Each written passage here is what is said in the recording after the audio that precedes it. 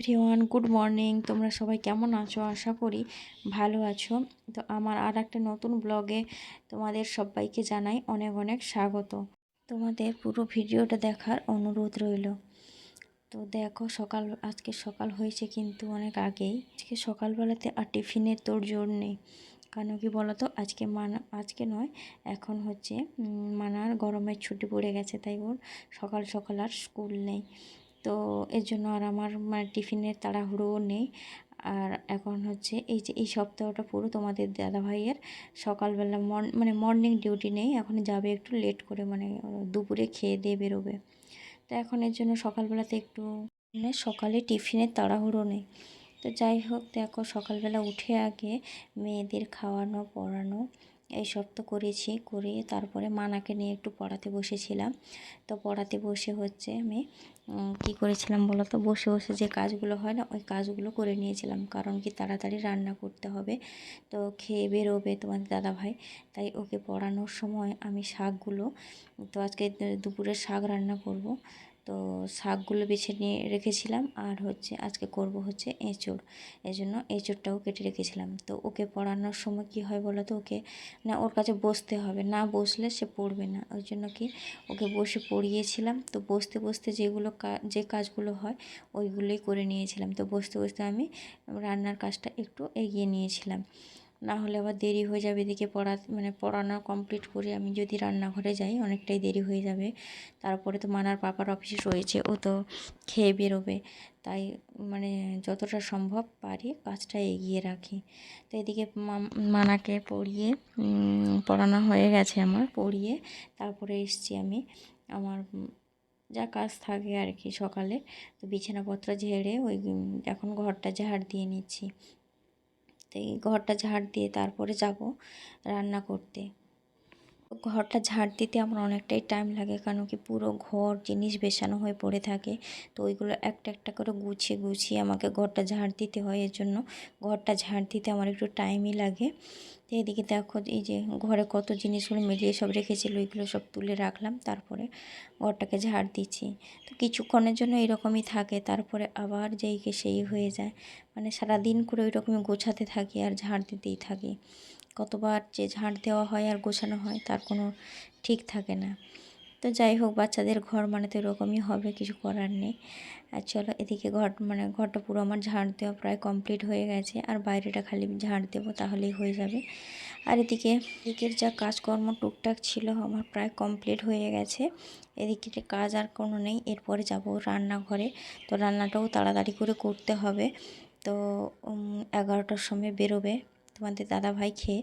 তো এর জন্য রান্নাটা তাড়াতাড়ি করতে হবে। আর এদিকে দেখো, যখন ঘরটা ঝাড় দিচ্ছিলাম, এই টেবিলটায় হাত দিচ্ছিলাম, দেখছি এত ধুলো পড়েছে টেবিলটার উপরে, অনেকটাই ধুলো পড়েছে। তো ওই জন্য ভাবলাম কি ওটা একটু মুছে দিই। কেন কি বলো তো, সোনা আর মানা দুজনেই এটার উপরে শুয়ে শুয়ে খেলে, জানো। এই জন্য এটা ভাবলাম কি পরিষ্কার করে দিই, ওরা আবার এটা নিয়ে টানবে, তো পরিষ্কারই করে দিই। ধুলো আছে, অনেকটা ধুলো জমেছিল। তো তারপরে চলে এসেছি দেখো রান্নাঘরে। তো তখনই বলেছিলাম যে মানাকে পড়াতে পড়াতে কিছুটা কাজ এগিয়ে রেখেছিলাম। আর এদিকে সোনার জন্য একটু খিচুড়ি বসাচ্ছি, ওকে খিচুড়ি খাওয়াবো। সকাল থেকে সেরকম কিছু খায়নি ও, তাই ভাবলাম কি একটু খিচুড়ি বসিয়ে দিই। খিচুড়িটা হতে হতে হয়ে গেলে তারপর ওকে একটু খাওয়াবো।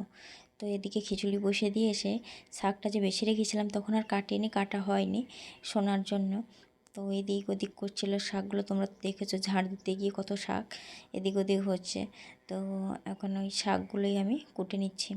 তো শাকগুলো না আমি ছোট ছোট করে কাটতেই পারি না, এর জন্য ওই রকম করে কাটি। কী বলো তো, একবার কেটে নিলাম প্রথমে, তারপরে ওই রকম যে বারবার করে বটিতে ওইভাবেই কাটি। তো ওরকম করতে করতে শাকগুলো ছোট ছোট হয়ে যায়।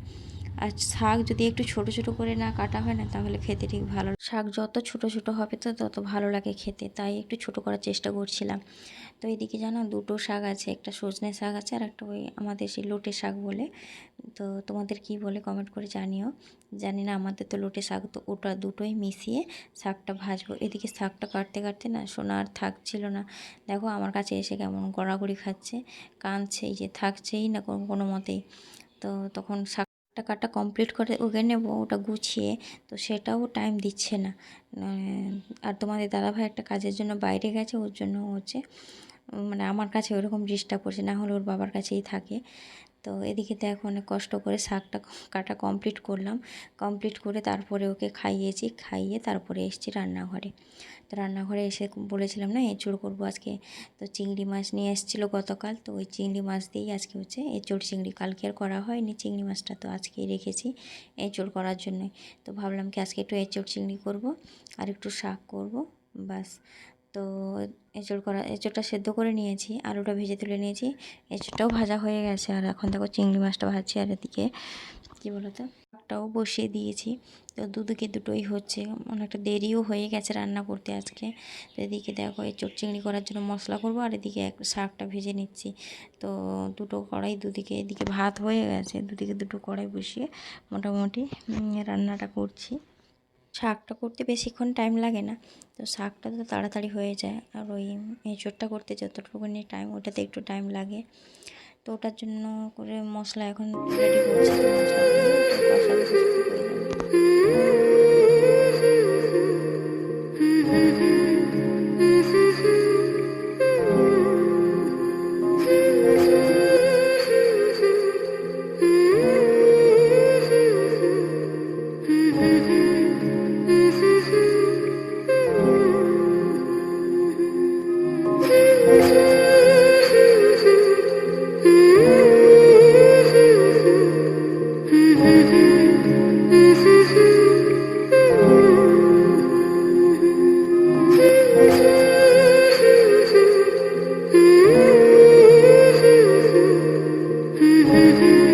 এদিকে আমার রান্নাটা প্রায় শেষের দিকে, আর একটু ঝোলটা ফুটলেই হয়ে যাবে। তো আর এদিকে যে সমস্ত যা রান্নার পরে কাজ বাজ থাকে ওইগুলোই এখন করতে হবে, রান্নাঘর পরিষ্কার করা। তো এদিকে জানো ওই যে এর জন্য যে আলুটা কেটেছিলাম না, ওইটা তরকারিতে দেখছি যে একটু আলুটা বেশি হয়ে যাবে, তাই কী বলো তো একটু কৌটোর মধ্যে রেখে না ওটা ফ্রিজে রেখে দিয়েছিলাম। তো পরের দিন কোনো তরকারি হলে ওটাতে দিয়ে দেবো আলুটা। তো ওটা ঝোলে দিলাম না, দেখলাম যে অনেকটা হয়ে যাবে, আসলে এঁচোড়টা অনেকটাই ছিল, তার মধ্যে যদি আলু আবার অনেকটা হয়ে যায় তাহলে তরকারিটা অনেকটাই হয়ে যাবে, তাই আর আলুটা দিলাম না। আলুটা তুলে রেখে দিয়েছি ফ্রিজে।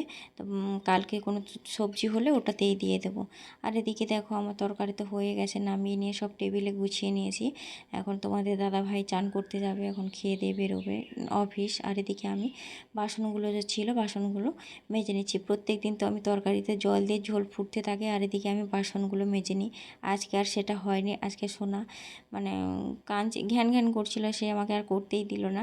তো ঝোলটা দেওয়ার পরে ওকে আমি একটু টাইম দিচ্ছিলাম, তো তখন চলে গিয়েছিলাম, তখন আর বাসনগুলো ধোয়া হয়নি। তারপরে এসে আমি বাসনগুলো ধুচ্ছি। এদিকে তোমার দাদাভাইয়েরও টাইম হয়ে গেছে, ও বেরোবে। তো আমি ঝটপট করে বাসনগুলো আগে মেজে তুলে নিচ্ছি, রান্নাঘরটা পরিষ্কার করে নিলে এদিকে মোটামুটি কাজ কমপ্লিট। তো চলো আগে কাজগুলো কমপ্লিট করতে থাকি, তোমরা দেখতে থাকো।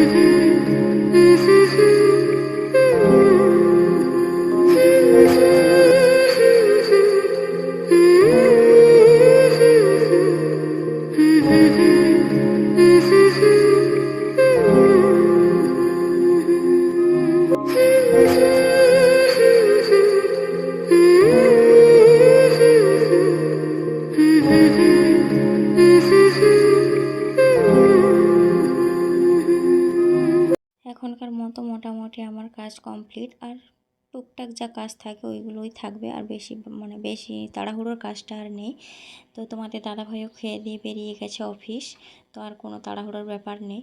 তো এদিকে চলো আমি আমার এদিকের তো কাজ পুরো কমপ্লিট করে আমি এখন কটা জামা কাপড় ছিল ওইগুলোই ধুয়ে এখন মেলে দিচ্ছি, আর আমার এখন চানও হয়ে গেছে। তো এখন দেখো ওরা তো এখন চান করেনি, তো আমি যেহেতু তাড়াতাড়ি চানটা করলাম তাই ওদেরকে আর চান করানি, একটু দেরি করে করবো। তাছাড়া আমার কাজ তো হয়ে গেছে সবই, তো আর কোনো তাড়াহুড়ো নেই। তাই এখন দেখো আমি চান করে নিয়ে ফুলগুলো তুলে এখন যাব পুজো দিতে। তো পুজো করে নিয়ে তারপরে ওদেরকে চান করাবো।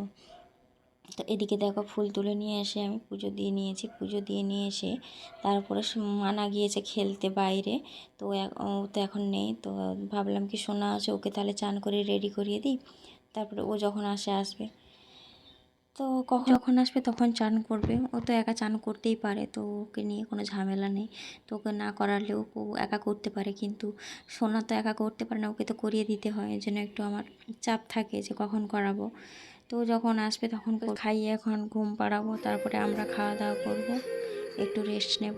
ব্যাস, আজকের মতো আর কোনো সেরকম কাজ নেই। তো চলো আজকের ব্লগটা এই পর্যন্তই রাখলাম। দেখা হচ্ছে নেক্সট ভিডিওতে। ততক্ষণ তোমরা সুস্থ থেকো, ভালো থেকো। তো চলো, টাটা।